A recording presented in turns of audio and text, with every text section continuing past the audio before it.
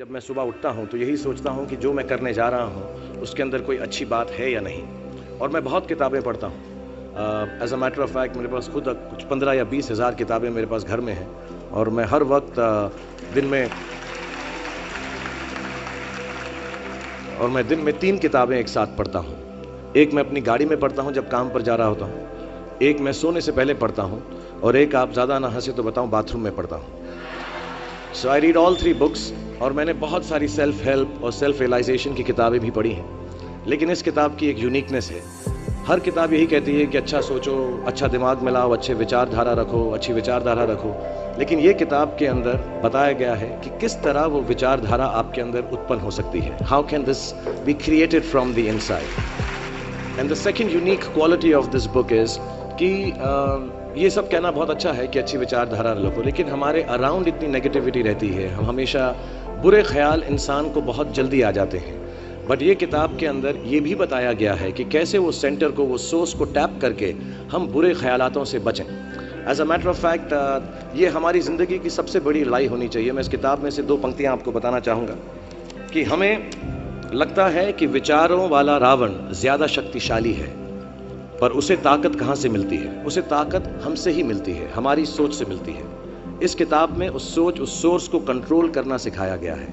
और मैं Islamic religion का हूँ, मैं मुस्लिम हूँ। हमारे में एक वर्ड है जो बहुत मिसयूज़ होता है, जिहाद। जिहाद का भी थॉट प्रोसेस बिल्कुल यही है कि हमारे अंदर जो बुरी सोच है उसको कॉन्कर करना, उसके लिए लड़ना, उसे जिहाद कहते हैं। बाहर सड़कों पे लोगों को मारने को जिहाद नहीं कहते। 2-3 बातें और कहूँगा लोगों के बारे में जिन्होंने मुझे यहाँ पर बुलाया है, इनसे मेरी मुलाकात हुई और बहुत अच्छा लगा मुझे। जैसा मैंने कहा कि सुबह उठते ही अच्छी थॉट्स सोचो। इस किताब में 2-4 लाइनें और ऐसी हैं जो मुझे लगता है हमको सोचने पर मजबूर करती हैं। If you get up in the morning and if you think only good thoughts, किसी के लिए बुरा मत सोचो, सिर्फ अपना अच्छा सोचो। मैं बड़ा सेल्फिश आदमी हूँ और मैं बिलीव करता हूँ कि अगर दूसरों का सोचने का मौका ना मिले, अपने लिए भी सिर्फ अच्छी बात सोचो। ये मत सोचो कि दूसरा हार जाए, ये सोचो कि मैं कैसे जीतूं। It's only a way that you can turn around the same thought. Because as this book says, विश्व में किसी भी चीज के भौतिक निर्माण से पहले उसका विचारों में निर्माण होता है, which is true. I believe all things created in this world are created by our own thoughts. जो विचार होश और जोश में किए जाते हैं वे ही हकीकत को बदलते हैं। दुनिया वैसी नहीं है जैसा आप सोचते हो, दुनिया वैसी है जैसे आप हो। सो जो भी आपको कभी कभार दिल में आता है कि ये इंसान में से अच्छाई नहीं कर रहा है, ये घटिया है, ये बुरा है, ये जो सिचुएशन है अच्छी नहीं है, as a matter of fact अगर आप अपना नजरिया बदल के रात को सोने से पहले उसी आदमी के बारे में उसके पॉइंट ऑफ व्यू से देखें, उसी सिचुएशन को एकदम नेगेटिविटी के बिना देखें, तो आपको मालूम पड़ेगा कि सिचुएशन इतनी बुरी नहीं है। आपके अराउंड जो लोग हैं, दोस्त हैं या दुश्मन जिन्हें आप समझते हैं, वो एक्चुअली दुश्मन नहीं है। So it is the way you think of the world, that is how the world will look to you, is the most important aspect of this book. मुझे अपनी भी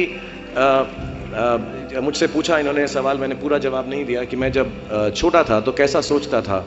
मैं सोचता था कि इतना बड़ा स्टार बन जाऊंगा।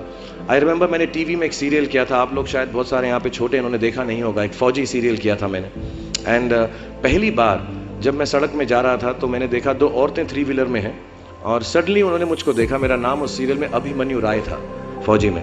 और सडनली उन्होंने मुझे देखा और मैंने नोट किया कि उनके मुंह पे इतनी बड़ी मुस्कान आ गई है मुझे देखते ही कि हाय शाहरुख शाहरुख, ऐसा करके वो चिल्लाने लगे। And to me the greatest moment in my life and the greatest desire in my life became कि मैं लोगों को मुस्कुराने की रीजन दे सकूं, उनको मुस्कुराने का रीजन दे सकूं। तो जब मैं मुंबई आया, जैसे जवान लोगों के थॉट्स होते हैं कि मैं बहुत पैसे कमाऊंगा, बहुत नाम कमाऊंगा, बड़ा घर करूंगा, मेरे दिमाग में 2 मेन चीजें इन सब मटेरियल चीजों के पीछे थी। आज मेरे पास अल्लाह के फजल करम से सब है, लेकिन इन चीज़ों के पीछे, ये गाड़ी मांगने के पीछे, घर मांगने के पीछे, और मुझे लगता नहीं ये बुरा है। I think all of you should imagine all the good material things that you want, but behind them there were 2 good thoughts. 1, मेरे माँ बाप की डेथ हो चुकी थी एंड मेरे दिल में एक ही अरमान था कि अगर मुझे कोई बड़ा फिल्म फेयर का जैसा अवार्ड मिले तो वो मैं अपनी माँ की याद में अर्पित कर सकूं। तो my main dream was that I should win the award and become so big that my mother can see me from heaven. मेरे दिल में ये था। और दूसरी बात ये थी कि जो भी मैं काम करूं, जितने साल भी मैं काम करूं, मैं लोगों को मुस्कुराने के रीजंस देता रहा। So my thoughts were always very positive. My reasons were very, very clear कि I will do this to bring smiles to people's faces. And that's the God's honest truth. Today sometimes I don't need any of it, but I keep working day and night, 20 hours a day.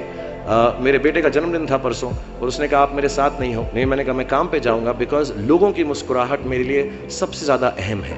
So if you have a good reason, if you have a good reason, all your thoughts and beliefs and everything that you want in this material world will come through. जितने भी जवान पीढ़ी के लोग यहाँ पर हैं मेरे जैसे, जो 20-22 साल के हैं, उन सब से मैं यही गुजारिश करूँगा कि प्रैक्टिकल पर्पसफुलनेस, कि जो काम आप कर रहे हैं उसका कहीं ना कहीं नतीजा अंजाम मिलना बहुत ज़रूरी है। अगर आप 8 घंटे काम कर रहे हैं तो उसकी आपको तनख्वाह मिलनी चाहिए।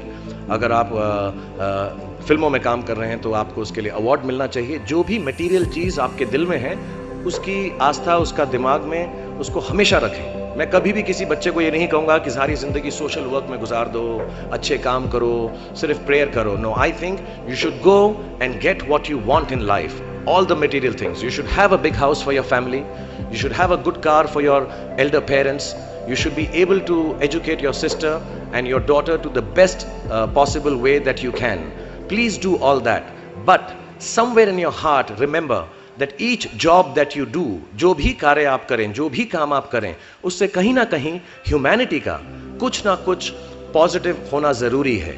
कहीं ना कहीं पर उनका बढ़ावा होना ज़रूरी है। If you keep that thought in mind, मैं भी आपको बताऊंगा, कुछ लोगों ने स्टीव जॉब्स के बारे में सुना होगा। अभी रिसेंटली उनका देहांत हुआ। उनको कैंसर था, पैनक्रियाटिक कैंसर था।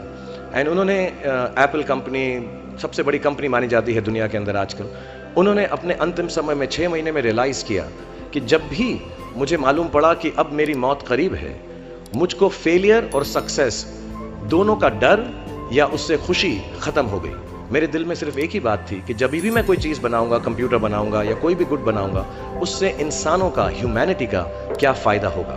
So I want to tell all the youngsters, please do whatever you want to do in terms of being well off materially, but somewhere keep a spiritual thought that the world should be a better place because you were born in it.